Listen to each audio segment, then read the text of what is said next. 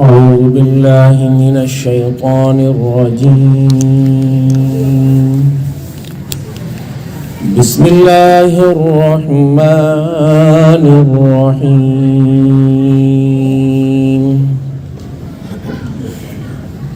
إذا زلزلت الأرض زلزالها وأخرجت الأرض أثقالها وقال الإنسان ما لها يومئذ تحدث أخبارها بأن ربك أوحى لها يومئذ يصدر الناس أشتاتا ليروا أعمالهم فمن يعمل مثقال ذرة خيرا يره ومن يعمل مثقال ذرة شرا يره. صدق اللہ مولانا العظیم. انتہائی قابل احترام بزرگوں اور نوجوان ساتھیوں، اللہ تبارک و تعالیٰ کے کلام پاک سورہ زلزال کی تلاوت کی گئی اور اس سورہ مبارکہ کے اندر ایک رکوع اور صرف 8 آیات ہیں. اس سورہ مبارکہ کا موضوع موت کے بعد دوسری زندگی ہے. سورہ کا انتخاب اس لیے کیا گیا کہ اس کا موضوع موت کے بعد والی زندگی ہے. اس زندگی کے اندر آج لوگ ہم موجود ہیں، تو موت کے بعد والی زندگی کو ہم نے موضوع کے طور پہ کیوں چنا ہے؟ یہ موضوع اس لیے چنا گیا ہے کہ آج ہماری ایک بہن، ہماری ماں یہاں سے رخصت عالم ارواح میں جا چکی ہے اور کل ہم نے بھی وہاں جانا ہے. وہاں پر جو کچھ ہوتا ہے، جو کچھ پوچھا جاتا ہے، جو کچھ حالات درپیش آتے ہیں، ان حالات سے ہمیں بھی گزرنا ہے. تو حضرت عمر فاروق رضی اللہ تعالیٰ عنہ کے قول کے مطابق حاسبو قبل ان تحاسبو، حساب کر لو اپنا اس سے پہلے کہ تمہارا حساب کیا جائے. تو اس حساب کی تیاری کے لیے آج اس درس کے اندر ہم سب لوگ بیٹھے ہیں تاکہ ہمیں معلوم ہو جائے کہ جانے والی روح سے کیا کچھ پوچھا جائے گا اور جب ہم یہاں سے جائیں گے تو ہم سے کیا پوچھا جائے گا. ہمیں بھی اس کی تیاری کرنی ہے.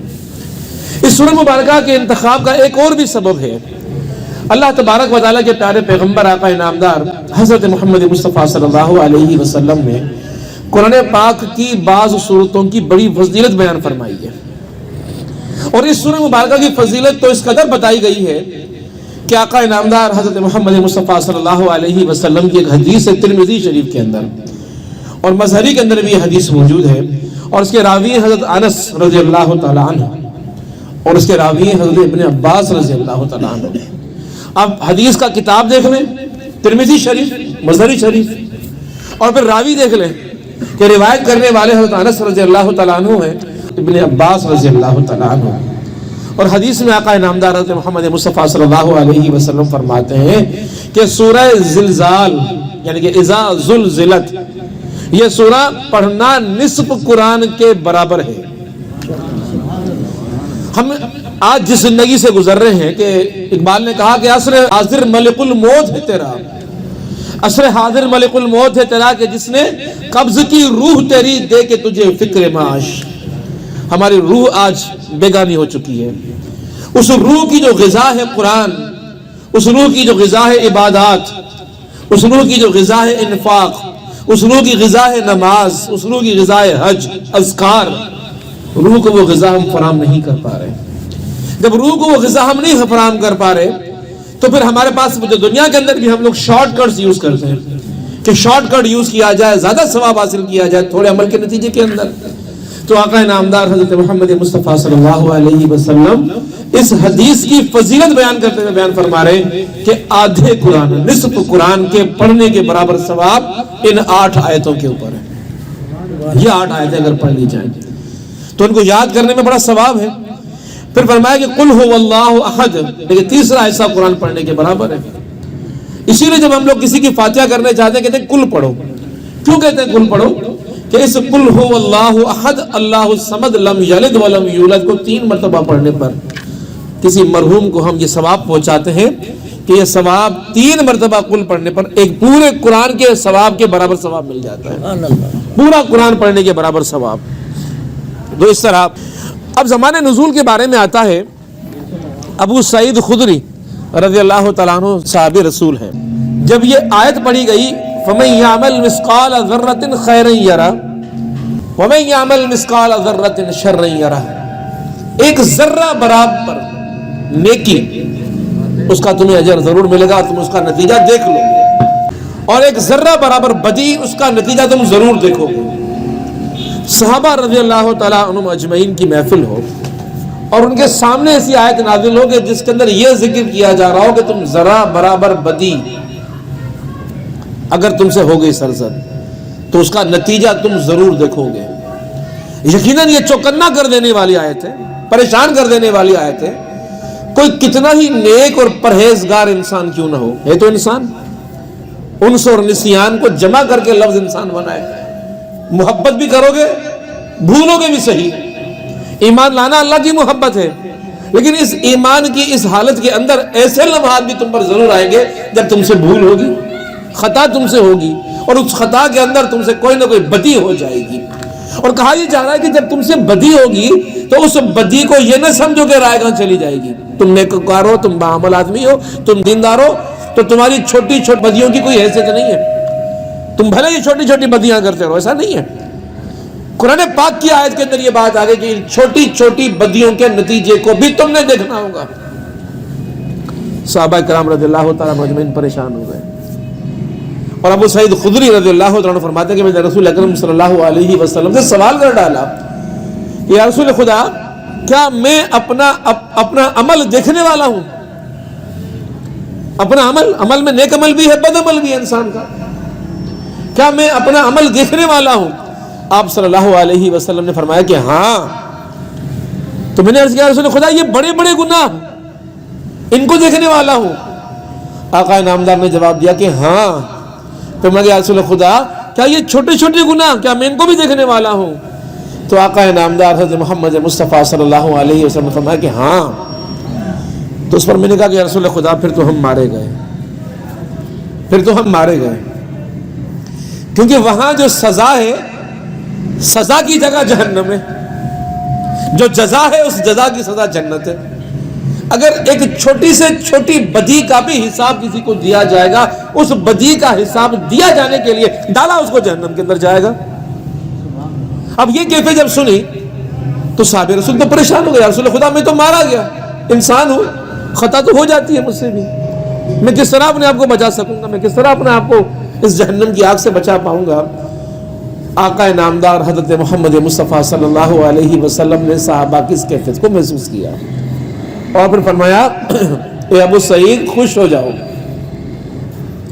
اے ابو سعید خوش ہو جاؤ، کیونکہ ہر نیکی اپنی جیسی 10 نیکیوں کے برابر ہو جائے گی، بدی اتنی ہی رہے گی. جب نیکیوں کو 10 سے ضرب دیا جا رہا ہوگا تو خوش ہو جاؤ، تمہاری نیکیوں کی تعداد اور مقدار اور وزن بڑھ جائے گا، اور تمہاری بدیاں اتنی ہی رہیں گی جتنی کہ وہ تھیں.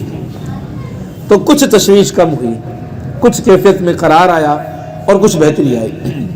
اسی حوالے سے ایک اور روایت آتی ہے، اللہ کے نبی صلی اللہ علیہ وسلم مدنی دور کے اندر ہیں، اور کیفیت یہ ہے کہ قحط کا اس قدر شدید دور آیا ہوا ہے کہ صحابہ کرام رضی اللہ تعالیٰ عنہ اجمعین اپنے گھروں میں بیٹھ گئے ہیں. اور وہ جو مشہور واقعہ آپ سنتے ہیں کہ صدیق اکبر رسول خدا کی خدمت میں حاضر ہوئے ہیں. پہلے عمر فاروق گئے صدیق اکبر کے پاس، حالت بڑی خراب ہو گئی ہے، کھانے کو کچھ نہیں ہے، بڑی تکلیف میں ہوں، کیا تمہاری حالت تو ٹھیک ہے؟ فکر تمہاری ہو گئی، ساتھی کی فکر کہ میری تو یہ حالت ہے، شاید میرا بھائی بہتر حالت کے اندر ہو، پوچھنے آیا ہوں، بتاؤ تمہاری خبر خیر تو ہے؟ تاکہ بھائی میری بھی دیکھو یہی حالت ہے. عمر فاروق پیٹ کھول کے دکھا رہے ہیں تو ایک پتھر، صدیق اکبر پیٹ کھول کے دکھا رہے ہیں تو دوسرا پتھر. اب دونوں یاران رسول کو فکر ہو گئی رسول خدا کی. ہم ایک دوسرے کی فکر کر رہے ہیں، کسی کو رسول خدا کی بھی فکر ہے کہ آئیں چلو ان کے پاس چلیں، ذرا ان کی بھی تو خبر لیں. اب اضطراب کے اندر دوڑ پڑے اور اللہ کے رسول صلی اللہ علیہ وسلم کے پاس پہنچے. یا رسول خدا، ذرا اپنی کیفیت تو بیان کیجئے، ہمارا تو حال بہت برا ہے، ہم سے تو بھوک برداشت نہیں ہو رہی، یہ جو آنتیں ہیں یہ کاٹے دے رہی ہیں، بس ان آنتوں کو سکون دینے کے لیے پتھر باندھ کے آپ کے پاس آئے ہیں رسول خدا۔ تو آقا انعامدار نے جب اپنے پیٹ سے کپڑا اوپر کیا ہے تو 2 پتھر بندھے ہوئے تھے۔ اللہ کے رسول 2 پتھر باندھے ہوئے اپنے گھر کے اندر موجود ہیں، نہیں جا رہے کسی کے پاس۔ چلے جائیں کسی کے پاس تو کون ہے جو آقا انعامدار حضرت محمد مصطفیٰ صلی اللہ علیہ وسلم کی ضیافت نہ کرے؟ لیکن وہ جو آقا ہے نا، ان کو اپنی فکر نہیں ہے، اپنے امتیوں کی فکر ہے، اپنے امتیوں کی فکر ہے۔ جب ان 2 ساتھیوں کو اس طرح دیکھا تو پریشان ہو گیا آقا انعامدار، کہا کہ میرے ساتھیوں آؤ میرے ساتھ چلو۔ دونوں ساتھیوں کو لے کر ابو الہیشم نالے سے ایک صحابی رسول ہیں، ان کا باغ ہے، انصاری صحابی ہیں، ان کے باغ میں یہ رحمت عالم جا کے داخل ہوئے ہیں۔ اور جب دور سے ابو الہیشم نے دیکھا کہ رسول خدا خود آئے اور آ رہے ہیں تو ان کے تو وارے نہیں آ رہے ہو گئے، دوڑتے میں گئے اور چادریں بچھا دی، ضیافت کا اہتمام۔ اللہ کے رسول صلی اللہ علیہ وسلم کو بیٹھنے کے لیے عرض کی اور کہا کہ رسول خدا بیٹھے، میں آپ کو تناول کرانے کے لیے تازہ کھجوریں توڑ کے آتا ہوں۔ اپنے کھجوروں کا باغ ہے، دوڑا دیے لوگ، لاؤ کھجور، اور کھجوروں کے خوشے توڑ کر لائے گئے ہیں۔ پھر کنواں تھا، اس وقت کا فریج وہ کنواں ہوا کرتا تھا، ٹھنڈا پانی اگر کہیں سے جلانا تو کنویں سے لاؤ، برتنوں میں رکھا ہوا پانی گرم ہو جایا کرتا تھا۔ پانی لائے، کھجوریں لائیں، اور اب یہ تناول فرمانا شروع کر دی ہیں۔ اور یہی وہ محفل ہے کہ جس کے اندر یہ آیت نازل، یہی وہ محفل ہے، یہ آیت نازل ہوئی ہے کہ اذا زلزلت الارض زلزالها۔ پھر اس کی آیت کہ فمن یعمل مثقال ذرۃ خیرا یرہ ومن یعمل مثقال ذرۃ شرا یرہ۔ ہمیں کچھ نہیں ہو رہا جب ہم لوگ سن رہے نا یہ آیت، اس لیے کہ ہم بہت اس معاشرے کے اندر رکھ کر ہمارے دل مردہ ہو چکے ہیں۔ یہ گوشت کے دل ہمارے رہی نہیں ہے، پتھر کہیں کہ نرم ہوتے ہی نہیں ہے، یہ گداز پیدا ہوتا ہی نہیں ہے ان دلوں کے اندر۔ کیفیت، انسان کو کیفیت محسوس ہو کہ کیا کہا گیا ہے میرے سامنے۔ یہ صدیق اکبر ہیں، صدیق اکبر نے جب یہ آیت سنی ہے تو وہ جو خوشہ ہاتھوں میں لیے اور تناول فرما رہے تھے وہ خوشہ ہاتھ سے چھوٹ گیا۔ رسول خدا، یا رسول خدا، فَمَنْ يَعْمَلْ مِثْقَالَ ذَرَّةٍ شَرًّا يَرَهُ۔ یہ جو ذرا سی بدی ہے ہم اس کو دیکھیں گے۔ رسول خدا پھر کیا ہمارا حال ہوگا؟ ہم تو مارے جائیں گے۔ آقا انعامدار حضرت محمد مصطفیٰ صلی اللہ علیہ وسلم نے فرمایا کہ اے صدیق خوش ہو جاؤ، اے صدیق خوش ہو جاؤ۔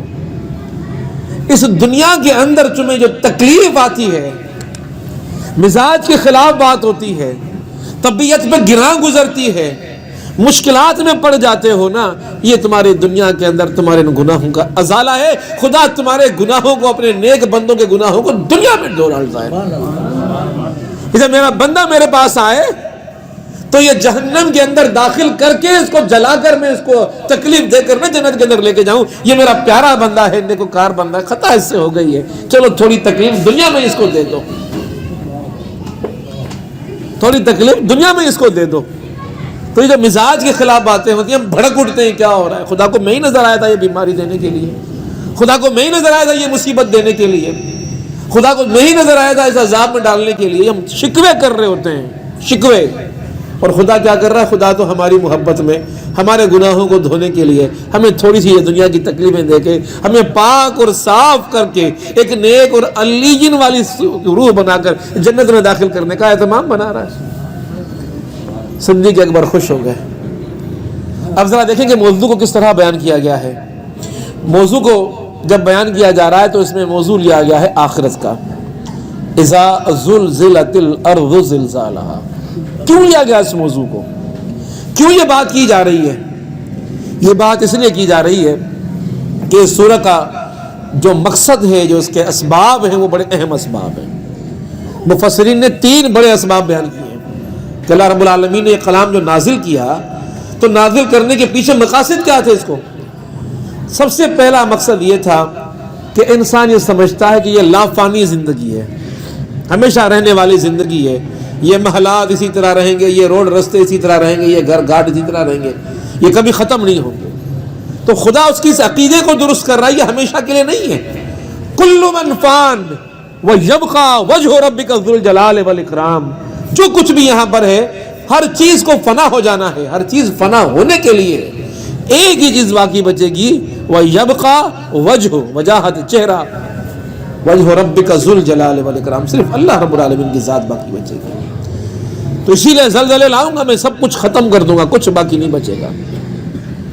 سمیٹنے والوں سمیٹ رہے ہو تم، ان چیزوں کو سمیٹ رہے ہو جن کی بقائی نہیں ہے، جن کو قائم ہی نہیں رہنا، جن کو فنا ہونا جن کا مقدر ہے، تم ان کے پیچھے پڑے ہو، یہ تمہارے کسی کام آنے والی چیزیں نہیں ہیں۔ اور دوسری بات جو سورہ مبارکہ کو نازل کرنے کا مقصد رب کائنات کا وہ یہ ہے کہ اللہ تبارک و تعالیٰ ایک قیامت برپا کرنے والا ہے، دوسری زندگی کا ذکر آ رہا ہے نا یہاں پر، اور اس کا مقصد یہ ہوا کہ دنیا کی زندگی کے اعمال کا خدا رب ذوالجلال حساب لے گا۔ یہ خدا کے انصاف کا تقاضا بھی ہے۔ ایسا ممکن نہیں ہے کہ تم دنیا کے اندر رہتے ہوئے تم نے جتنے دنیا کے اندر گناہ کیے تمہیں ان کے نتائج مل گئے، ایسا نہیں ہو سکتا۔ دنیا تمہیں تمہاری بدیوں کا بدلہ تم سے لے ہی نہیں سکتی دنیا۔ یہ ممکن ہی نہیں ہے کہ کوئی انسان یہ سوچے کہ میں برا ہوں تو مجھے برائیوں کا نتیجہ دنیا کے اندر مل گیا اور میں صاف ہو گیا، دنیا آخرت میں چلا گیا۔ خدا کی رحمت الگ بات ہے کہ خدا گناہوں کو دھو ڈالے۔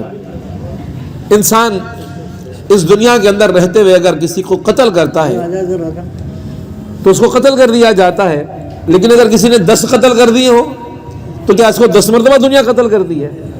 ایک ہی مرتبہ قتل ہوتا ہے۔ اگر کوئی انسان ایسا دوسرا جرم کرتا ہے جس میں رجم کی جو سزا بتائی گئی ہے، اگر اس نے 10 لوگوں کے ساتھ ایسا زنا کا کام کیا ہو، اس کو رجم کر کے مار ڈالا جا رہا تو کیا 10 مرتبہ بندہ وہ مرے گا؟ دنیا قادر ہی نہیں ہے انسان کے گناہوں کے حساب سے اس کو سزا دینے کے اوپر۔ اسی لیے خدا کہتا ہے کہ تم نہیں دے سکتے کسی کو سزا، کتنا ہی انصاف کرنے والا تم حکمران دنیا کے اندر لے کر آ جاؤ، وہ دنیا کے اندر رہتے ہوئے انصاف کے تقاضوں کو پورا نہیں کر سکتا۔ اسی لیے مالک یوم الدین نے ایک دن قائم کیا ہوا ہے جس کا مالک وہ خود بنا بیٹھا ہوا ہے کہ میں ہی جزا اور سزا اصل میں دے سکتا ہوں، تم نہیں دے سکتے۔ دوسرا مقصد پھر یہ، اور تیسرا مقصد یہ ہے کہ لوگوں کے ذہنوں میں یہ بات ڈال دی گئی ہے کہ دنیا کے اندر ہم نے شریک بنا لیے ہیں، عبادت کرتے ہیں ان کی ہم، یہ ہمیں پکڑ سے بچا دیں گے، عذاب سے بچا ڈالیں گے۔ تو اللہ تعالیٰ یہ واضح کرنا چاہتا ہے جب کوئی بچے گا ہی نہیں تیرا، اور جب تجھے اٹھا لیا جا رہا ہوگا وہاں پر، تو بتا کہ تجھے کیا چیز ہوگی یہ تجھے بچائے گی۔ یہ 3 بنیادی مقاصد ہیں اس سورہ مبارکہ کے۔ رب کائنات ذہنوں کو صاف کرنا چاہتا ہے، انسان کے ذہن میں جو بدگمانیاں موجود ہیں آخرت کے بارے میں ان کو ختم کرنا چاہتا ہے، واضح اور چٹا اعلان کرنا چاہتا ہے کہ نہ کوئی تمہارے کام آئے گا، حساب تمہارا لیا جائے گا۔ کیوں لیا جائے گا؟ دنیا حساب نہیں لے سکتی، میں حساب لے سکتا ہوں، اور جو کچھ تم جمع کر رہے ہو، اکٹھے کر رہے ہو، یہ سب کچھ جانے والا ہے، یہ سب کچھ فنا ہونے والا ہے۔ تو سب کو فنا کرنے کے لیے، ختم کرنے کے لیے رب کائنات یہ کہہ رہا ہے کہ میں اس قیامت کو برپا کرنے والا ہوں۔ اب رب کائنات فرماتا ہے کہ اذا زلزلت الارض زلزالها، جب، اذا کے معنی ہوتے ہیں جب، زلزلت، زلزلے برپا کیے جائیں گے، ارض اس زمین کے اوپر، زلزالہا پہلے زلزلے کی بات، ارض کے بعد پھر زلزلے کی بات، ہلا ڈالنے والا زلزلہ، تھرا جائے گی زمین، زمین پر موجود اور قائم چیزیں یہ ساری ختم ہو جائیں گی۔ قرآن پاک میں رب کائنات فرماتا ہے کہ فکانت حبام منبثا، یہ جو بڑے بھاری پتھروں کے تمہیں پہاڑ نظر آتے ہیں نا، زمین کو جب ہلایا جائے گا تو یہ آپس میں اکھڑ کے ٹکرائیں گے، اور اس طرح ٹکرائیں گے آپس کے اندر کہ یہ ٹکرا کر بھسم ہو جائیں گے، دھول بن جائیں گے۔ فکانت حبام منبثا، لوگ کہتے تھے کہ زلزلے آئیں گے تو ہم اپنے آپ کو چھپا لیں گے، بچا لیں گے، تمسخر اڑایا کرتے تھے اس دور کے لوگ۔ تو رب کائنات کہتا ہے کہ ایسا نہیں ہو سکتا، جب وہ زلزلہ آئے گا تو اس زلزلے کا تم گمان نہیں کر سکتے، اور یقیناً ہم نہیں کر سکتے کہ دنیا میں ہم نے کبھی، ہماری آنکھ وہ مشاہدہ نہیں کر سکتی ایسے زلزلے کا کہ بیک وقت کل عرض جو ہے پوری کی پوری ہلا ڈالی گئی ہو، اور اس میں موجود ہر چیز کو پلٹ دیا گیا ہو، الٹ دیا گیا ہو، تباہ کر دیا گیا اور فنا کر دیا گیا۔ ایسا کبھی نہیں ہوا۔ زلزلے آتے کبھی ایک کونے میں، کبھی دوسرے کونے میں، کبھی ایک حصے میں، کبھی دوسرے حصے میں، لیکن وہ جو زلزلہ ہوگا تھر تھرانے لگے گی زمین اپنی پوری شدت کے ساتھ، تھر تھرانے لگے گی، اور اس کی مثال نہیں دی جا سکتی دنیا کے اندر۔ ایٹم بم پھوڑا، ایک شہر، جاپان کا ایک شہر تباہ ہوا، دوسرے شہر کو تباہ کرنے کے لیے دوسرا ایٹم بم پھینکنا پڑا۔ ایسا ایٹم بم آج تک نہیں ایجاد ہوا کہ اس کو پھوڑو تو پوری دنیا تباہ ہو جائے، ایسا نہیں ہوا۔ انسان وہ زلزلہ لانے پر قادر ہی نہیں ہے، اس لیے اس کا تصور میں نہیں آ سکتا کہ وہ زلزلہ کیسا ہوگا۔ تو رب کائنات کہہ رہا ہے کہ اذا زلزلت الارض زلزالها، قیامت کا آغاز ہو گیا۔ نفخ فی الصور، اللہ رب العالمین نفخ ثانیہ نفخ اولا، سور پھونکی جائے گی، پہلی پھر دوسری پھر تیسری۔ پہلی سور پھونکی جائے گی، انسان ہکا بکا دوڑ لگائے گا، بھاگم دوڑی میں لگ جائے گا، بچانے کے لیے ادھر ادھر نکل رہا ہوگا۔ پھر دوسری آئے گی تو دوسری کے اندر ساری چیز الٹ پلٹ ہو جائے گی، تباہ ہو جائے گی ہر چیز۔ اور پھر معارف القرآن کے اندر مفتی شفیع صاحب فرماتے ہیں کہ اس میں کوئی بات نہیں کہ متعدد زلزلے آئیں گے جب تک ہر چیز بنا نہ ہو جائے، زلزلے پہ زلزلہ، زلزلے پہ زلزلہ۔ اور یہ فرماتے ہیں کہ یہ بھی دوسرا مرحلہ ہے جس کا ذکر قرینہ قیاس ہے کہ وہ دوسرا مرحلہ ہے۔ تفہیم القرآن کے اندر مولانا مودودی رحمۃ اللہ علیہ فرماتے ہیں کہ پے در پے زمین کو زور سے حرکت دی جائے گی، پھر جھٹکے دے کر شدت سے اس کو ہلا ڈالا جائے گا، یعنی پوری زمین ہلا ڈالی جائے گی۔ زلزالہ جو بعد میں کہا گیا اذا زلزلت الارض زلزالہ، اس زلزلے کی شدید شدت کو بیان کرنے کے لیے بیان کیا گیا۔ تو کیا مقصد صرف یہ تھا کہ زلزلہ برپا کر دو، زمین ختم کر دو، زمین کے اوپر لوگ ختم کر دو، تباہی ڈال دو؟ نہیں، یہ مقصد نہیں تھا۔ اس مقصد کو کہ زلزلہ کیوں برپا کیا جائے گا، رب کائنات دوسری آیت کے اندر فرماتا ہے کہ وَأَخْرَجَتِ الْأَرْضُ أَثْقَالَهَا، آسان الفاظ ہیں، اخرج خارج کرنا، ارض زمین خارج کرے گی، نکالے گی، پھٹے گی، حکم ہو جائے گا تیرے اندر جو کچھ موجود ہے نکال۔ پہلے مرحلے میں سور پھونکی گئی، دوسرے مرحلے کے اندر ہر چیز تباہ ہو گئی، زمین چٹل میدان بن گئی، ہر چیز زمین کے نیچے آ گئی، ہر انسان زمین کے نیچے آ گیا، ہر خزانہ زمین کے نیچے آ گیا، ہر چیز زمین نے اپنے اندر پیٹ میں دبا لی۔ اب خدا اس زمین کو حکم کر رہا ہے وَأَخْرَجَتِ الْأَرْضُ أَثْقَالَهَا، تیرے پیٹ میں جو کچھ موجود ہے اس کو نکال کر باہر پھینک۔ اب ذرا دل کی نگاہوں سے ذرا تصور کریں کہ کیا کیفیت ہے جو رب کائنات، کیا منظر ہے کہ جس کی عکاسی یہاں پر کی جا رہی ہے۔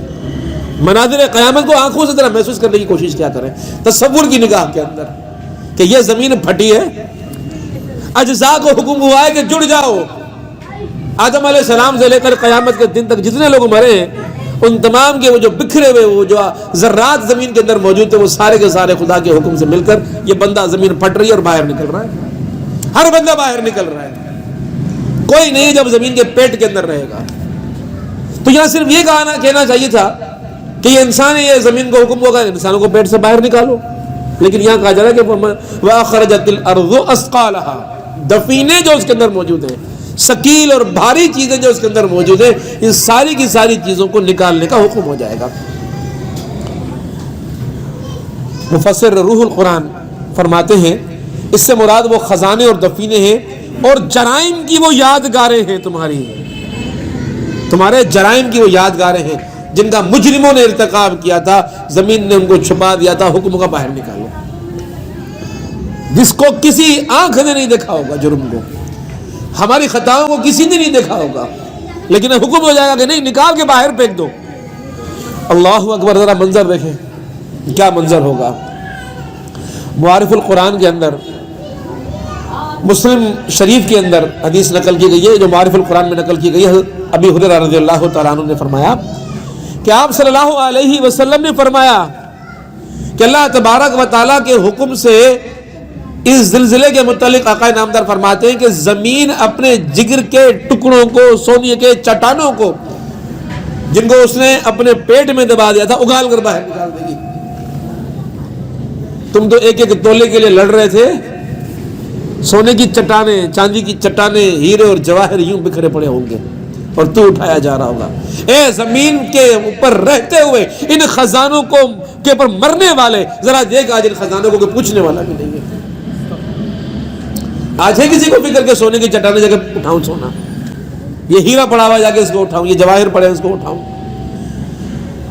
اس وقت آقا نامدار فرماتے ہیں حدیث مبارکہ کے اندر، اس وقت ایک شخص جس نے مال کے لیے کسی کو قتل کیا ہوگا، وہ دیکھ لے گا کہ وہ مال پڑا ہوا ہے، آج اس مال کی طرف کوئی آنکھ بھر کے دیکھنے کے لیے تیار نہیں ہے۔ اب بتاؤ کیا سوچے گا وہ، میرا کیا ہوگا؟ اب تو نے قتل کر دیا تھا نا اس مال کے لیے، مقتول تو اللہ کے ہاں پہنچ گیا، لیکن وہ مال خدا تجھے دکھا رہا ہے کہ اس کے لیے تو نے کیا تھا نا یہ پڑا ہوا مال۔ اسی طرح فرمایا کہ وہ دیکھ کر رہے گا، کہے گا کہ یہ وہ چیز ہے جس کے لیے میں نے یہ حرکت کی تھی، یہ مال آج یوں پڑا ہوا ہے۔ چوری کی سزا کاٹنے والا چور جو مال چوری کیا تھا، خدا اس طرح سامنے اٹھا کے پھینک دے گا۔ اسی طرح اس نے تو اپنا ہاتھ کٹوا دیا تھا چوری کی سزا کے اندر، اچھا اس کے لیے میں نے ہاتھ کٹوایا تھا، آج تو اس کو کوئی آنکھ بھر کے دیکھتا نہیں ہے، کوئی وقت نہیں ہے، آج اس مال کی کوئی حیثیت نہیں ہے۔ میدان حشر میں قیامت کے روز زمین پھٹے گی، خزانے نکلیں گے، کیا اہمیت ہوگی ان کی؟ کون پوچھے گا ان کو؟ کیا عالم ہوگا، کیا کیفیت ہوگی، کیا اضطراب ہوگا، کیا ذہنی حالات ہوں گے انسان کے، اور کس کشمکش سے زمین جب پھاڑ کے انسان کو باہر نکال کر پھینکے گی، انسان کا کیا حال ہوگا؟ قرآن پاک میں ایک اور جگہ آتا ہے کہ وَأَلْقَتْ مَا فِيهَا وَتَخَلَّتْ، وَأَلْقَتْ مَا فِيهَا وَتَخَلَّتْ، اور جو کچھ اس کے اندر ہے، جو کچھ بھی اس کے اندر ہے، اللہ کے حکم سے باہر نکال کر پھینک دے گی زمین۔ وَأَخْرَجَتِ الْأَرْضُ وَأَثْقَالَهَا، مفسرین فرماتے ہیں کہ اس کے اندر کئی مطالب موجود ہیں۔ مرے ہوئے انسان جو زمین کے اندر موجود ہیں، اللہ رب العالمین ان کو باہر نکال کر پھینک دے گا۔ اس کے بعد اللہ رب العالمین ان کے اجزاء کو جمع کرے گا، جو لوگ زمین کے اندر موجود ہیں سب کو نکال کے ان کے اجزاء کو جمع کر کے نکالے گا۔ دوسرا مطلب اس کا یہ ہے کہ صرف مرے ہوئے انسانوں کے باہر نہیں نکال کر پھینکے گا اللہ رب العالمین، بلکہ ان کی پہلی زندگی کے جتنے بھی حالات اور آثار موجود ہوں گے، ان کے مکان جن کے لیے اس نے بڑی محنتیں کی زندگیاں لگا دی تھیں، آج وہ ایئر کنڈیشن، وہ موٹر سائیکل، وہ کاریں، وہ جو کچھ بھی جن کے لیے تم مرا جا رہا تھا، یہ بھی لے لو، یہ بھی لے لو، یہ بھی حاصل کروں، خدا ساری چیزیں اٹھا کے باہر پھینک دے گا زمین سے۔ دیکھ کے پڑی ہے جن کے لیے تو زمین کے اوپر مرا کرتا تھا، تو مجھے چھوڑ کے تو ان کے پیچھے پڑا ہوا تھا، آج یہ تجھے کام آتی ہیں یا وہ اعمال تجھے کام آنے والے تھے جو میں نے تجھے کرنے کے لیے کہے تھے۔ اور تیسرا مطلب جو میں نے پہلے بیان کیا کہ سونا، جواہر، چاندی، جتنی بھی چیز زمین کے اندر ہوں گی وہ ساری کی ساری چیزیں نکال کر باہر پھینک دی جائیں گی۔ جن کے لیے اس نے کسی کو قتل کیا ہوگا، جو اس نے چوری کیا ہوگا، وہ ساری کی ساری چیزیں نکال کر باہر پھینک دی جائیں گی۔ اب انسان کی کیفیت کیا ہوگی؟ جب اس انسان کو زمین کو پہلے زلزلے سے تباہ کیا گیا، پھر زمین کو حکم دیا گیا کہ انسان کو، میرے بندے کو باہر نکال، اور جو کچھ اس سے متعلق چیزیں ساری باہر نکال، ساری چیزیں باہر آ گئیں، زمین کے اوپر نکل کر باہر آ گئیں۔ اب انسان چیخے گا، وقال الانسان ما لها، اور کہے گا انسان یہ کیا ہو گیا،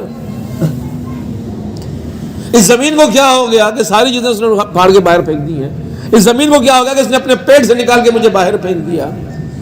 یہ بڑی عجیب کیفیت ہے، اور اپنی مجبوری کی بنیاد کے اوپر، اپنی بدحواسی کی بنیاد کے اوپر منکرین جو اللہ کے منکر تھے ان کی زبان سے الفاظ نکلیں گے، لیکن خدا رب ذوالجلال نے اپنے پیارے بندوں کا جملہ بھی بیان فرمایا سورہ یاسین کے اندر، اور وہ آپ اکثر پڑھتے ہوں گے۔ اللہ رب العالمین سے وہ رب کائنات کی بارگاہ میں کیا کہیں گے؟ من بعثنا من مرقدنا، کس نے ہمیں جگا دیا جہاں ہم سوئے ہوئے تھے اپنی قبروں کے اندر؟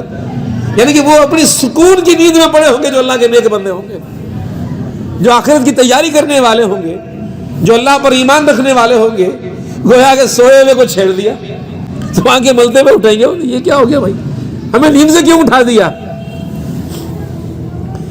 تو رب کائنات کی طرف سے جواب آئے گا نیک بندوں کے لیے سورہ یاسین کے اندر، ھذا ما وعد الرحمن وصدق المرسلون، میں نے کہا تھا نا اٹھاؤں گا تمہیں اجر کے لیے، تم دنیا کو قربان کر رہے ہو میرے لیے، اٹھاؤں گا تمہیں اجر کے لیے، دیکھو میں نے اپنا وعدہ پورا کیا اور میرے نبی نے جو کہا تھا وہ سچ نکلا۔ ھذا ما وعد الرحمن وصدق المرسلون، اللہ رب العالمین کی طرف سے اعلان ہوگا۔ اب اللہ تبارک و تعالیٰ کی طرف سے چوتھی آیت، یومئذ تحدث اخبارہا، یومئذ، یوم کی بات آ رہی ہے، تحدث، حدث کے معنی ہوتے ہیں بیان کرنا، یومئذ تحدث اخبارہا، خبریں، خبر کی جمع اخبار۔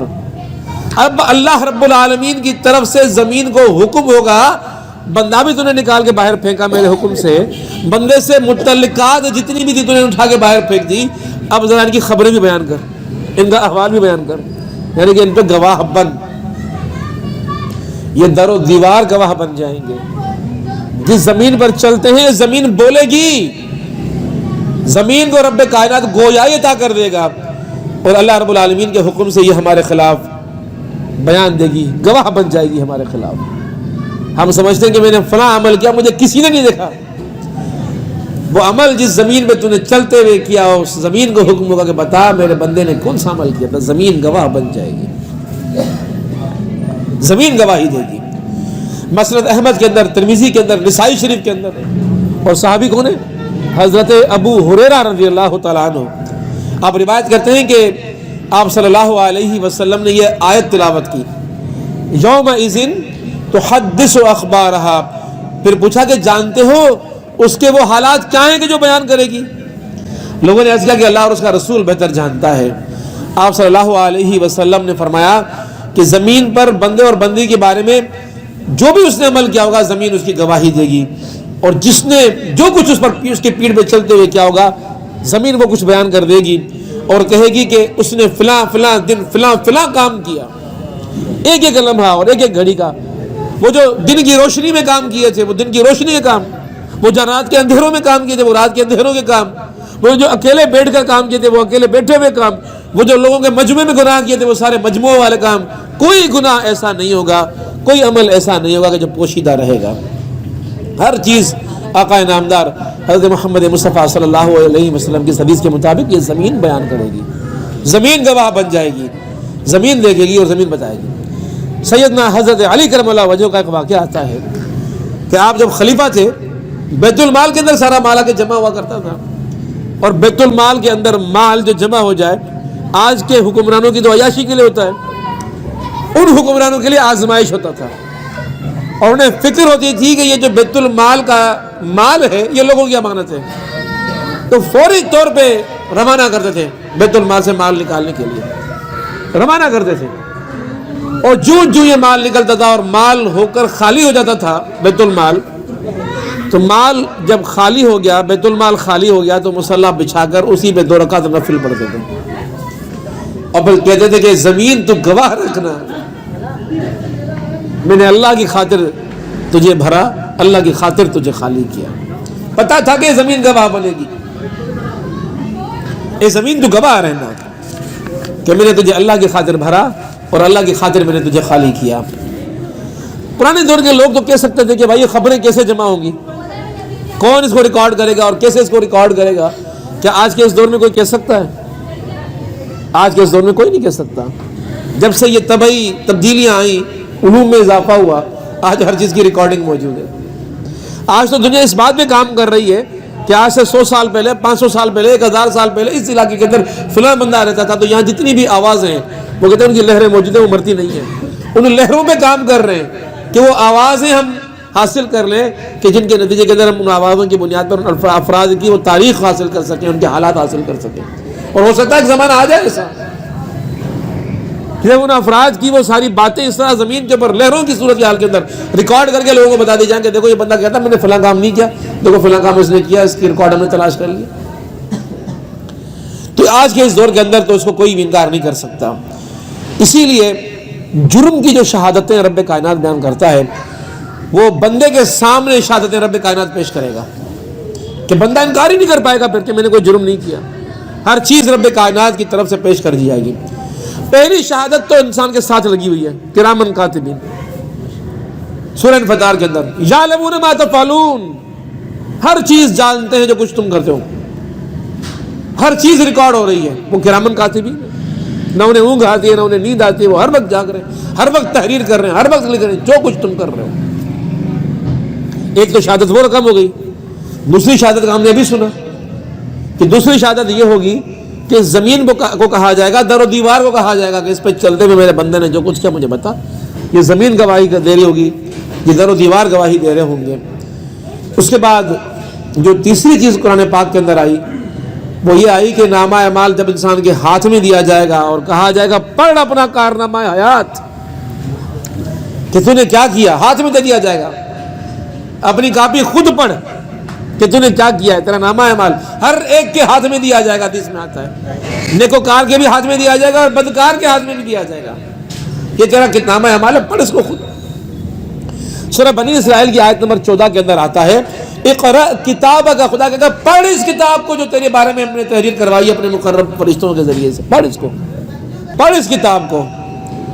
کفا بنفسک الیوم علیک حسیبا، اپنا نامہ اعمال خود پڑھ، آج تو اپنا محاسبہ خود کر، کوئی چھوٹی موٹی چیز نہیں ہے جو تحریر سے رہی ہوئی ہے. کس طرح انکار کرے گا بندہ حقیقتوں سے خدا کی بارگاہ کے اندر؟ ہر چیز سامنے لائی جائے گی اور ہر چیز پیش کر دی جائے گی. قرآن پاک کی آیات کے اندر اللہ رب العالمین نے وہ سارے حالات بیان کیے ہیں کہ کیا کچھ ہوگا. جیسے ابھی اقرا پڑھ اس کتاب کو، اقرا کتاب کا، تو اسی طرح جب انسان پڑھے گا اس کتاب کو تو حیران رہ جائے گا، اور کوئی چھوٹی یا بڑی چیز ایسی نہیں ہوگی جو اس کے اندر ٹھیک درج نہ کی گئی ہو. اس حوالے سے سورہ کہف کی آیت ہے، آقا نامدار قرآن پاک میں رب کائنات فرماتا ہے، آیت نمبر 49 ہی ہے، اور اس آیت کے اندر رب کائنات فرماتا ہے وَوُضِعَ الْكِتَابُ فَتَرَى الْمُجْرِمِينَ مُشْفِقِينَ مِمَّا فِيهِ وَيَقُولُونَ يَا وَيْلَتَنَا مَا لِهَذَا الْكِتَابِ لَا يُغَادِرُ صَغِيرَةً وَلَا كَبِيرَةً إِلَّا أَحْصَاهَا وَوَجَدُوا مَا عَمِلُوا حَاضِرًا وَلَا يَظْلِمُ رَبُّكَ أَحَدًا. اور نامہ اعمال رکھ دیا جائے گا تو مجرم ان کو خود اپنے ہاتھوں سے اٹھا کر دیکھیں گے، اور پھر حال یہ ہوگا کہ اس میں جو کچھ ہے اس کو دیکھ کر وہ ڈر جائیں گے اور کہتے ہوں گے کہ ہماری کم بختی. اس نامہ اعمال کی عجیب حالت ہے کہ جو کچھ ہم نے چھوٹا کیا، جو کچھ ہم نے بڑا کیا، سب کچھ اس کے اندر تحریر ہے. کوئی چیز ایسی نہیں ہے کہ جو اس میں نہ لکھی گئی ہو، ہر چیز کو وہ اس کے اندر موجود پائیں گے. اور اللہ تعالیٰ فرماتا ہے کہ آپ کا رب کسی پر ظلم نہ کرے گا، تمہارا اپنا اعمال ہے، جو کچھ تم نے کیا وہ سارا کچھ یہاں تک لگا دیا گیا، یہاں لکھ دیا گیا ہے. تو دیکھیں رب کائنات کس طرح قرآن پاک کے اندر بیان فرما رہا ہے کہ ہر چھوٹی موٹی چیز، کتاب ہاتھ میں دی گئی، اب کتاب پڑھنے کے بعد بندے کا حال کیا ہو رہا ہے؟ خود پکار رہا ہے، خود چیخ رہا ہے، خود پریشانی کے عالم میں کہہ رہا ہے کہ یہ کیا ہو گیا ہے. تو کوئی چیز ایسی نہیں ہے جو چھپی ہوئی رہ گئی ہو، ہر چیز عیاں کر دی گئی، ہر چیز ظاہر کر دی گئی، ہر چیز لکھ دی گئی، خواہ وہ چھوٹی تھی خواہ وہ بڑی تھی. اب میں کس طرح بچوں گا اللہ کی پکڑ سے؟ اب تو اس کی پریشانی کا عالم کیا ہوگا، کیا کیفیت اس کی ہوگی. پھر رب کائنات ایک اور گواہ کھڑا کرے گا. پہلے کتاب، آپ ترتیب دیکھیے، آپ نے پہلے کرامن کاتبین اللہ رب العالمین نے کھڑے کر دیے، نامہ اعمال ہاتھ میں دے دیا گیا، زمین گواہ بنا دی گئی. اس کے بعد رب کائنات انسان کے جسم کو اللہ کی عدالت کے اندر کہے گا کہ تم اب گواہی دو، اور انسان کے ہاتھ، انسان کے پاؤں، یہ انسان کے خلاف گواہی دیں گے. اور یہ ذکر رب کائنات نے سورہ نور کے اندر فرمایا. سورہ نور کی آیت نمبر 49 ہے، اور اس آیت کے اندر رب کائنات فرماتا ہے وَوُضِعَ الْكِتَابُ فَتَرَى الْمُجْرِمِينَ مُشْفِقِينَ مِمَّا فِيهِ وَيَقُولُونَ يَا وَيْلَتَنَا مَا هَذَا الْكِتَابُ لَا يُغَادِرُ صَغِيرَةً وَلَا كَبِيرَةً. یہ ذکر رب کائنات کرے گا. اس کے بعد پھر رب کائنات فرماتا ہے کہ اس کے جسم کی پوری کھال اس کے خلاف گواہی کے لیے کھڑی کر دی جائے گی. اپنے اعضاء، آنکھیں، کان، زبان، ہاتھ، ٹانگیں، اللہ تبارک و تعالیٰ ان کو حکم دے گا کہ تم میرے اس بندے کے خلاف گواہی دو کہ تم نے اس کو کس حالت کے اندر پایا، اس کو کیا کرتے ہوئے تم نے دیکھا. اور رب کائنات کہتا ہے کہ جلودہم بما کانوا یعملون، خدا ان کی کھالوں کو ان کے خلاف گواہ کے طور پر پیش کر دے گا، کھالوں کو گواہ بنا دے گا رب کائنات. وقال الذين كفروا ولا تسمعوا لهذا القرآن والغوا فيه لعلكم تغلبون. اور پھر بندہ اپنی کھال سے خود مخاطب ہو کر کہے گا اپنے اعضاء سے وقالوا لجلودهم لما شهدتم علينا، تمہیں کیا ہو گیا، تم تو میری کھال ہو، تم میرے خلاف گواہ بن گئے. یعنی کہ دنیا کے اندر بندہ کیا کر رہا ہوتا ہے، تھوڑا تصور کرے، اس کھال کو گرمی نہ لگے، ایئر کنڈیشن ہونا چاہیے، لباس کا کھردرا پن اس کو محسوس نہ ہو، عمدہ سے عمدہ لباس اس کے اوپر ہونا چاہیے، اس کھال کے اندر سے بدبو نہ نکلے، اس کے لیے خوشبو کا اہتمام کرتا ہے. وہ کہتا ہے وہ اس کو احسان دلا رہا ہوگا. وقالوا لجلودہم، اپنی جلد سے وہ خود کہے گا لما شہدتم علینا، تم میرے خلاف گواہ بن گئے. انتقا کی بات کرے گی، بات اب کھال کہے گی اللہ رب العالمین نے آج جس طرح ہر ایک چیز کو گویائی عطا کر دی ہے، اللہ رب العالمین نے مجھے بھی گویائی عطا کر دی ہے اور مجھے حکم ہو گیا ہے کہ میں تیرے خلاف گواہی دوں. اتنی صریح رب کائنات کی طرف سے جب اعلانات ہو رہے ہوں گے، گواہ پیش ہو رہے ہوں گے، اب بندے کے پاس کیا بچے گا؟ تو رب کائنات یہ بھی ذکر فرما رہا ہے کہ اب بندے کے پاس کیا بچے گا. اب بندہ کیا کہے گا؟ ویل یومئذ للمکذبین، جنہوں نے اس قیامت کے دن کو جھٹلایا تھا وہ اس کذب کی وجہ سے اللہ رب العالمین کی بارگاہ کے اندر ویل کے اندر اپنے آپ کو محسوس کریں گے. ھذا یوم لا ینطقون، یہ وہ دن ہوگا، کیا بولے گا اب یہ کہ یہ غلط ہے یا یہ صحیح ہے؟ معاملہ تیرا پورا ہو گیا بھائی. اتنی شہادتیں رب کائنات نے اکٹھی کر دی تیرے خلاف کہ تو اب کسی شہادت سے انکار نہیں کر سکتا. اتنے بیان ثبوت رب کائنات نے تیرے خلاف جمع کر دیے ہیں، اب تو ان کا انکار نہیں کر سکتا۔ یومئذ یصدر الناس اشتاتا لیروا اعمالهم، اب اللہ کے حکم سے لوگ نکلیں گے، متفرق بھی نکلیں گے، گروہ در گروہ بھی نکلیں گے۔ تو مفسرین نے اس کی مختلف وضاحتیں بیان فرمائی ہیں کہ یہ جو متفرق نکلنا، یہ گروہ در گروہ نکلنا، اس کی کیوں رب کائنات نے ذکر کیے۔ یومئذ یصدر الناس اشتاتا لیروا اعمالهم، اعمال کو دیکھنے کے لیے جتھوں کی صورت میں اور تنہا تنہا بھی لوگ نکلیں گے۔ تو فرمایا گیا کہ جتھے رب کائنات بنائے گا اعمال کے حساب سے، نمازیوں کا جتھا الگ جا رہا ہوگا، روزہ داروں کا جتھا الگ جا رہا ہوگا، قاتلوں کا الگ جا رہا ہوگا، چوروں کا الگ جا رہا ہوگا، ٹھگوں کا الگ جا رہا ہوگا۔ تو جو جیسے جتھے کے اندر میدان حشر میں اللہ رب العالمین کی بارگاہ کے اندر کھڑا ہونا چاہتا ہے، دنیا کے اندر فیصلہ کر دے، دنیا کے اندر فیصلہ کر دے۔ شہداء کا جتھا الگ جا رہا ہوگا، غازیوں کا جتھا الگ جا رہا ہوگا، نمازیوں کا جتھا الگ جا رہا ہوگا، جو غنی تھے انہوں نے اللہ کے ذریعے اثار کیا، یہ اثار کرنے والوں کا الگ ہوگا۔ یومئذ یصدر الناس، انسان کی بات کی گئی ہے، اللہ رب العالمین کی طرف پلٹ کر آئیں گے، تفرق حالت میں بھی ہوں گے تاکہ ان کو ان کے اعمال دکھائے جائیں۔ اب رب کا نام واضح کرا کہ کیوں میں نے اٹھایا، اعمال دکھانے کے لیے، اصل مقصد ہے عمل، جس سے تو بے فکر رہا کہ مجھے کوئی عمل بھی کرنا ہے، اللہ کی بارگاہ میں مجھے پیش بھی ہونا ہے، وہاں تو کوئی اور چیز نہیں چلے گی، وہاں تو چلیں گے اعمال۔ کیا کیے تو نے اعمال، کیا چیز تجھے پیش کرنے کے لیے تو نے اپنے پاس لی۔ اللہ رب العالمین نے قرآن پاک کی مختلف جگہوں پر رب کائنات نے ذکر فرمایا کہ یہ لوگ اس طرح رب کائنات کی بارگاہ کے اندر کھڑے ہو جائیں گے۔ اب یہ جو جتھے جتھے جا رہے ہیں، تنہا تنہا جا رہے ہیں، بندہ گزر رہا ہے، بندہ جا رہا ہے، تو کسی شاعر نے کیا خوب بات کہی کہ یہاں لٹی تھی کسی کی عصمت، یہاں لٹی تھی کسی کی عصمت، وہاں گرا تھا کسی کا لہو۔ بندہ دیکھ رہا ہے، قیامت کے دن کھڑا ہوا ہے، گزر رہا ہے، یہاں لٹی تھی کسی کی عصمت، وہاں گرا تھا کسی کا لہو، جہاں جلائے گئے تھے انسان، ہر ایک شے کا حساب ہوگا، ہر ایک شے کا حساب ہوگا۔ کوئی چیز ایسی نہیں ہوگی کہ جس چیز کو وہاں روک دیا جائے گا، چھپا دیا جائے گا اور پیش کرنے سے روک دیا جائے گا۔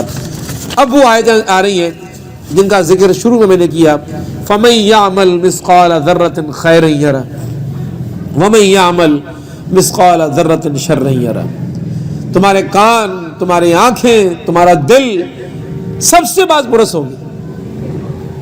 کوئی چیز ایسی نہیں ہے کہ جس سے رب کائنات باز پرس نہیں کرے گا، دل سے بھی۔ فواد کا نام آیا قرآن پاک میں، دل کا نام۔ یہ جو جہنم کی آگ ہے اس کو حکم ہوگا کہ جاؤ اور جا کر اس کے دل کو پکڑو۔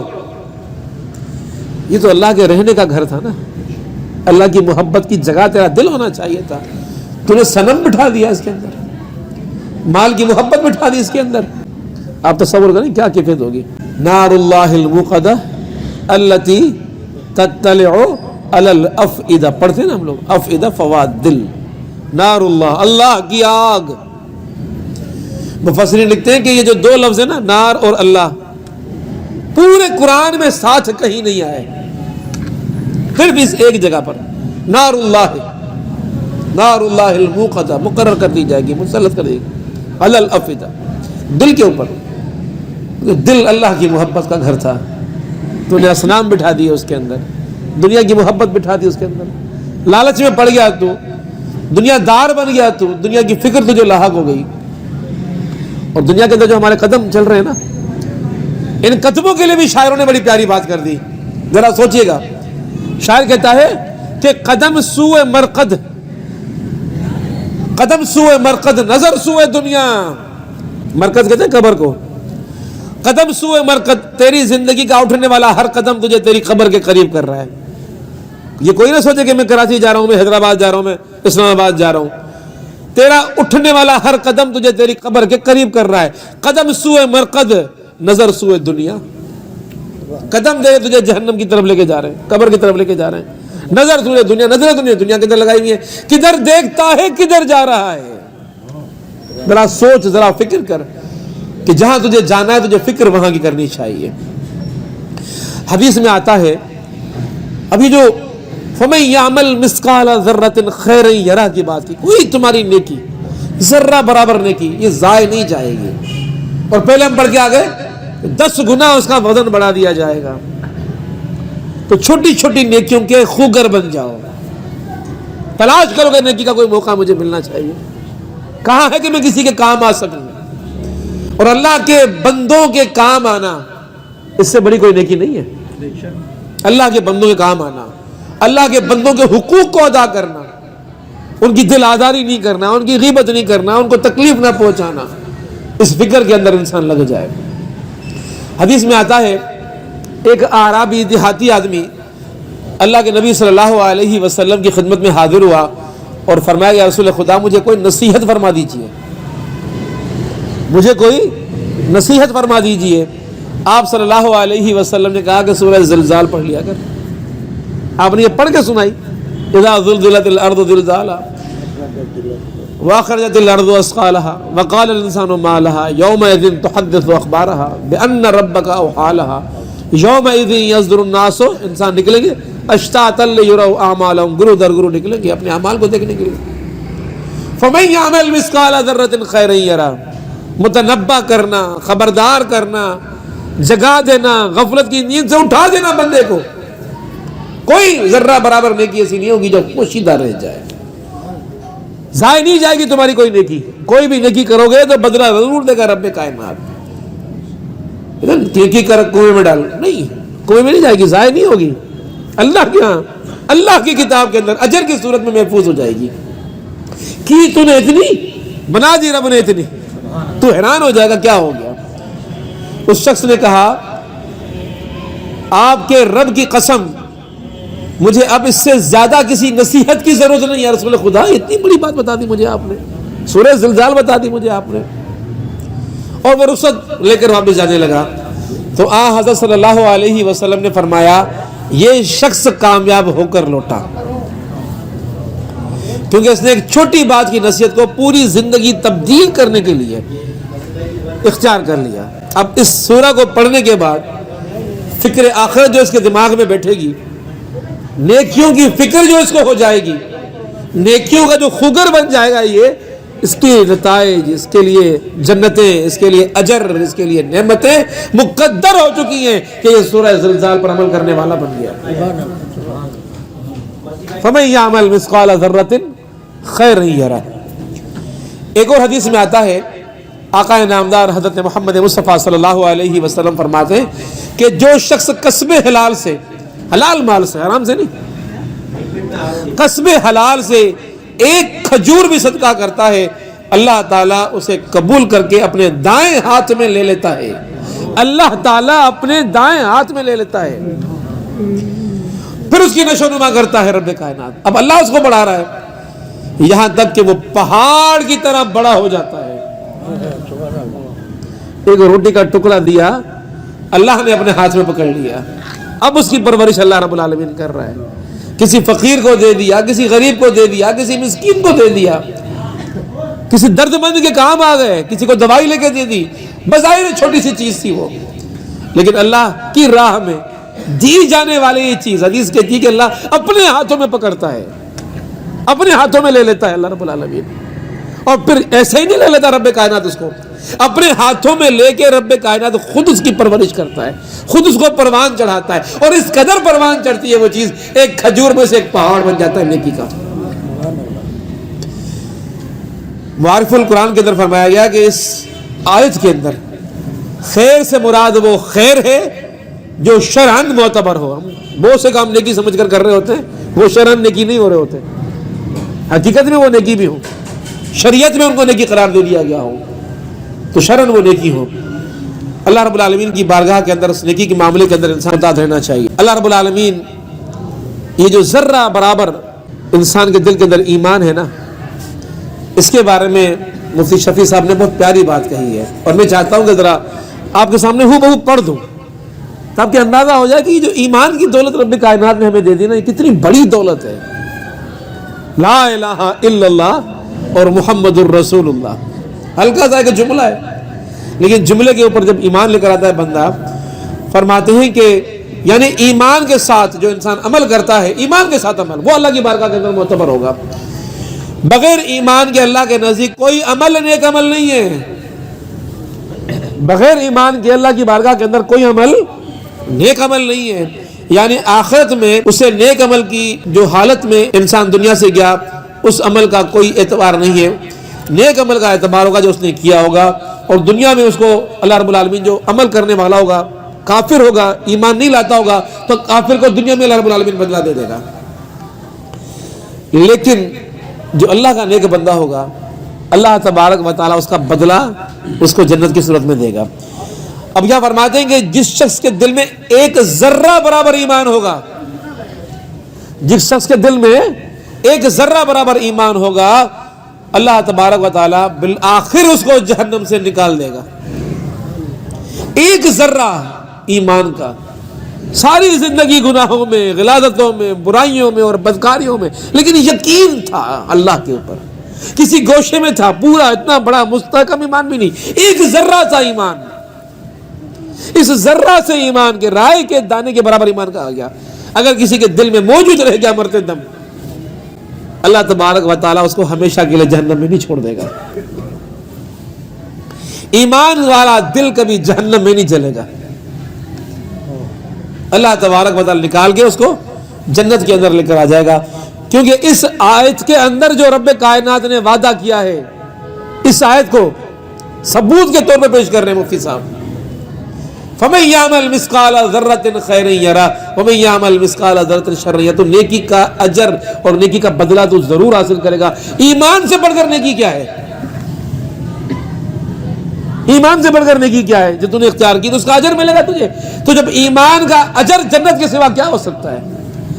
اسی وجہ سے اس آیت کو بنیاد بنا کر مفتی صاحب نے کہا کہ ایمان والا دل، جس دل کے اندر ایمان ہوگا وہ جنت کے اندر ضرور جائے گا.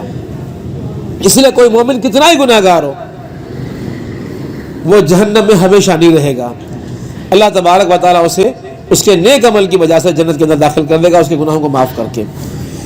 اللہ تبارک و تعالیٰ کے پیارے پیغمبر آقا نامدار حضرت محمد مصطفیٰ صلی اللہ علیہ وسلم کی جو احادیث ہیں ان میں بات وضاحت کے ساتھ کہی گئی کہ کافر اور منافق یہ بھی تو اچھے کام کر رہے تھے نا دنیا کے اندر، ہم دیکھ رہے تھے اسپتالیں قائم کر رہے ہیں، کیا کر رہے ہیں. ان کو ان کے نیک اعمال ان کے بھی ضائع نہیں ہوتے، ان کو ان کے نیک اعمال کا اجر اللہ رب العالمین دنیا کے اندر دے دیتا ہے. اور جو مومن ہوتے ہیں ایمان والے، ان کے ان نیکیوں کے عمل کو رب کائنات محفوظ فرما لیتا ہے. یہاں بندہ کیا کہتا ہے میں اتنی نمازیں پڑھتا ہوں، اللہ نے میرے لیے یہ نہیں کیا، میں نے رمضان کے روزے رکھے میرے لیے اللہ میاں نے یہ نہیں کیا. یہ نہیں سوچتا کہ میرے عمل کو رب کائنات نے اجر کے طور پر محفوظ کر لیا کہ میدان حشر کے اندر قیامت کے روز کا تجھے بدلا دوں. حضرت عبد الرحمن بن عوف رضی اللہ عنہ صحابیوں میں سے صاحب ثروت صحابی تھے. اللہ رب العالمین نے طویل عمر عطا فرمائی اور بڑا اہل و عیال بھی ان کو دیا. جب ضعیف ہو گئے تو اہل و عیال بڑا خیال کیا کرتے تھے اپنے والد کا، اپنے دادا کا، اپنے نانا کا. جتنے بھی رمضان کا مہینہ آیا تو ضیافت کا اہتمام کیا، دسترخوان لگا دیا، طرح طرح کے طعام لگا دیے. ان کو بولا کہ آپ بھی آ جائیں. آپ آئے، دسترخوان پر آ کر بیٹھے، طعاموں کو دیکھا تو رونا شروع کر دیا. اولاد پریشان ہو گئی، ابا کیا ہو گیا؟ کوئی کمی رہ گئی، کوئی کسر رہ گئی، کیوں رو رہے ہیں آپ بتائیں تو صحیح. جواب دیا کہ وہ جو اللہ کے نبی کا ساتھ دیا، وہ جو کافروں کے مظالم برداشت کیے، اس لیے نہیں کیے تھے کہ اس کے بدلے ان طعاموں کی صورت کے اندر اس دنیا کے اندر ملے، اس لیے کہتے ہیں کہ ان کا اجر مجھے آخرت میں ملے. آج جب یہ چیزیں مجھے دنیا میں مل رہی ہیں تو میرے دل کو یہ تکلیف ہو رہی ہے کہ کہیں ایسا تو نہیں کہ میرا اجر مجھے دنیا میں دیا جا رہا ہے اور آخرت کے اندر میں خالی ہاتھ لوٹ جاؤں. تصور دیکھیں صحابہ کا، ہوس ہی نہیں تھی، لالچ ہی نہیں تھی، امید ہی نہیں تھی دنیا کے اندر کوئی حاصل کروں میں. مل رہا ہے تو پریشان ہونے کیوں مل رہا ہے؟ یہ دنیا کے اندر تو نہیں مجھے اجر مل رہا، دنیا کے اندر تو نہیں مجھے بدلہ مل رہا. پریشانی کا عالم صحابہ کے ساتھ. وَمَن يَعْمَلْ مِثْقَالَ ذَرَّةٍ شَرًّا يَرَهُ. نیکیوں کی بات ہوئی، اب شر کی بات. آخری آیت سورہ مبارکہ کی. وَمَن يَعْمَلْ مِثْقَالَ ذَرَّةٍ شَرًّا يَرَهُ. اور ذرہ سی بھی تم نے بدی کی ہوگی، اللہ تبارک و تعالی اس کا بدلہ تمہیں ضرور دے گا. حدیث پاک کے اندر آتا ہے مومن اور منافق کے درمیان، مومن اور منافق کے درمیان امتیاز کرتے ہوئے فرمایا کہ مومن وہ ہے جو چھوٹے چھوٹے گناہوں کو سمجھتا ہے کہ جیسے پہاڑ اس کے اوپر گرا دیا گئے. بات سمجھ میں آئی؟ مومن کون ہوتا ہے اور منافق کون ہوتا ہے؟ منافق نے گناہ کیا، کہتا ہے چلو ٹھیک ہے کوئی بات نہیں، کر لیا، اور بھی تو کر رہے ہیں نا، میں اکیلا تو نہیں جو یہ کام کر رہا ہوں. رشوت لے رہے نا لوگ، اور بھی تو لے رہے ہیں، کوئی میں تو اکیلا نہیں ہوں لینے والا. یہ منافق کی علامت بتائی ہے آقا نامدار نے. اور بھی کر رہے ہیں تو میں بھی کر رہا ہوں. ہلکا لیتا ہے گناہ کو، بدی کو ہلکا لیتا ہے. مومن کون ہوتا ہے؟ فرمایا کہ مومن وہ ہوتا ہے کہ جو چھوٹے سے چھوٹے گناہ کو بھی اپنے اوپر پہاڑ کی طرح محسوس کرتا ہے. کیوں ہو گیا مجھ سے یہ، کیوں ہو گئی یہ خطا سرزد مجھ سے؟ خود کو ملامت کرے گا، خود اس کا ازالہ کرنے کی کوشش کرے گا. آقا نامدار حضرت محمد مصطفیٰ صلی اللہ علیہ وسلم کی حدیث میں نے آپ کے سامنے بیان کی. بدی کی سزا اتنی ہوگی جتنی بدی ہوگی، نیکی کی جزا اس نیکی سے 10 گنا بڑھ کر، بلکہ آگے یہ آتا ہے کہ اللہ تبارک و تعالیٰ تو اس سے بھی بڑھ کر دے دیتا ہے، بے حد و حساب کر دیتا ہے. بعد میں انسان تصور نہیں کرتا کہ میرا ایک چھوٹا سا یہ عمل تھا، اتنا بڑا اس کے اوپر مجھے اجر، اتنی بڑی مجھے اللہ رب العالمین نے اس کے نتیجے کے اندر نواز دیا. اسی لیے اللہ تبارک و تعالیٰ اپنے ان بندوں کو معاف کر دیتا ہے کہ جو اللہ کی خاطر اپنے گناہوں کو چھوڑ دیتے ہیں. احادیث میں سے ایک حدیث آتی ہے، اور بی بی عائشہ صدیقہ رضی اللہ تعالیٰ عنہ اس کی راوی ہے. آپ نے فرمایا کہ نبی اکرم صلی اللہ علیہ وسلم نے حضرت عائشہ صدیقہ رضی اللہ تعالیٰ کو مخاطب کر کے فرمایا کہ دیکھو، ایسے گناہوں سے بچنے کا پورا اہتمام کرو جن کو چھوٹا یا حقیر سمجھا جاتا ہے. یہ کرتے کرتے پہاڑ بن جاتے ہیں. اللہ کے نبی صلی اللہ علیہ وسلم اپنی زوجہ عائشہ صدیقہ کو نصیحت فرما رہے ہیں. بڑے بڑے گناہوں کا ذکر نہیں کیا یہاں پر، ان کے بارے میں بندہ ویسے بھی غرمند ہوتا ہے. غلطیاں کہاں کرتا ہے؟ چھوٹے چھوٹے گناہ کرتا رہتا ہے. تو کہا کہ چھوٹے چھوٹے گناہ جو تم کرتے ہو ان گناہوں سے اپنے آپ کو روکو، پورا ان کے ساتھ ان کا اہتمام کرو، کیونکہ اللہ تعالیٰ کی طرف سے اس پر مواخذہ ہوگا. نسائی اور ابن ماجہ. اسی طرح عبداللہ بن مسعود رضی اللہ عنہ نے فرمایا کہ یہ آیت جب قرآن کی نازل ہوئی، قرآن کی سب سے مستحکم اور جامع آیت کے نام سے اللہ کے نبی صلی اللہ علیہ وسلم نے اس کو پکارا. اور حضرت انس بن نضر کی ایک طویل حدیث ہے، اور اس کو الفاظ الجامعہ کا نام دیا گیا. اس حدیث کی بڑی اہمیت بیان کی گئی. ابو ایوب انصاری صحابی ہیں. آپ صلی اللہ علیہ وسلم نے ارشاد فرمایا تم میں سے جو شخص نیکی کرے گا اس کی جزا آخرت میں ہے، اور جو کسی قسم کی برائی کرے گا اس کی سزا دنیا کے اندر ہے، مصائب کی صورت کے اندر، امراض کی صورت کے اندر اور ان چیزوں کے اندر. تو صحابہ کرام رضی اللہ تعالیٰ عنہ اجمعین ان تکالیف کے اوپر پریشان نہیں ہوا کرتے تھے، اور اپنی مصیبتوں کو ٹالنے کے لیے، اپنے پریشانیوں کو ٹالنے کے لیے بہت اہتمام کیا کرتے تھے تاکہ ہم آخرت کے اندر ان چیزوں سے بچ سکیں. اذا زلزلت الارض زلزالها وَأَخْرَجَتِ الْأَرْضُ أَثْقَالَهَا وَقَالَ الْإِنسَانُ مَا لَهَا. کیا ہو گیا اس کو؟ يَوْمَئِذٍ تُحَدِّثُ أَخْبَارَهَا. اس دن بیان کرے گی وہ تمہاری خبریں. بِأَنَّ رَبَّكَ أَوْحَىٰ لَهَا. بے شک اللہ رب العالمین کے حکم سے وہ یہ سب کچھ کر رہی ہوگی. يَوْمَئِذٍ يَصْدُرُ النَّاسُ أَشْتَاتًا لِيُرَوْا أَعْمَالَهُمْ. اس دن انسان گروہ در گروہ اور منفرد حالت کے اندر اپنے اعمالوں کو دیکھنے کے لیے جمع ہوں گے. لِيُرَوْا أَعْمَالَهُمْ فَمَن يَعْمَلْ مِثْقَالَ ذَرَّةٍ خَيْرًا يَرَهُ. کوئی ذرہ برابر بھی نیکی ضائع نہیں جائے گی، تم اس کا نتیجہ ضرور دیکھو گے.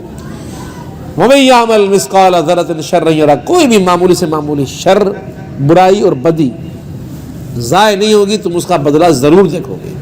اللہ تبارک و تعالیٰ سے دعا کرتے ہیں کہ اللہ رب العالمین ہمیں پورے اہتمام کے ساتھ اپنی آخرت کی تیاری کرنے کی توفیق عطا فرمائے.